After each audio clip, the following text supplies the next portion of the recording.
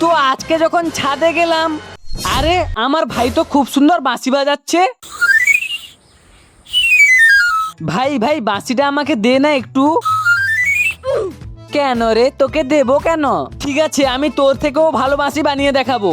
Labubu বল তো আমি কিভাবে বাঁশি বানাবো? বন্ধু, তুমি ইউটিউব দেখে সুন্দর বাঁশি বানাতে পারবে। হ্যাঁ হ্যাঁ ঠিক বলেছিস, আমি একবার ইউটিউবে দেখে নেই।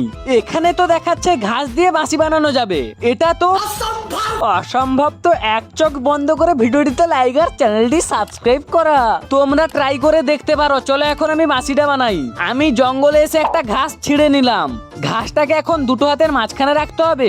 ওকে ওকে, আমিও সেম ভাবে রেখে দিলাম। এবারে এটাতে আবার জোরে ফুঁ দিতে হবে। লাবুবু আমার তো ভয় লাগছে, যদি এটা মুখের ভেতরে চলে যায়। বন্ধু, আমি আছি তো, তোমার কিচ্ছু হতে দেব না। ঠিক আছে চল তাহলে জোরে ফুঁ দিয়ে দেখা যাক। দাদা দাদা আমাকে বাঁশিটা দাও না। না না তোকে দেবো না, আমার ন্যাচারাল বাঁশিই ভালো, তুই সেটা নিয়েই থাক। কিন্তু তোমরা এই ন্যাচারাল বাঁশিকে 10-এর মধ্যে কত দেবে কমেন্টে জানাও।